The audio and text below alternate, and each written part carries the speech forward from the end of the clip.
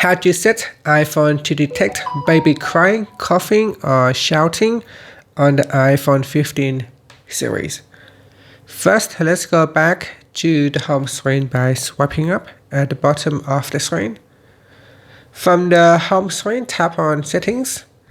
Now in the Settings page, we scroll down and then tap on Accessibility. Next, we scroll down to the Hearing section and then tap on Sound Recognition.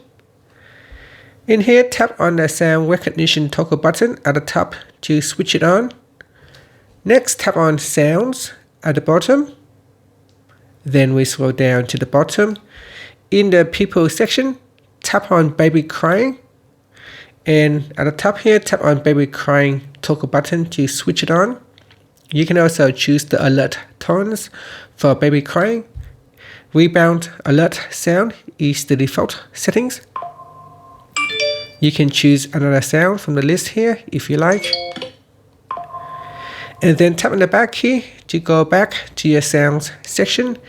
And you'll also be able to turn on or turn off alert sound for coughing, for shouting.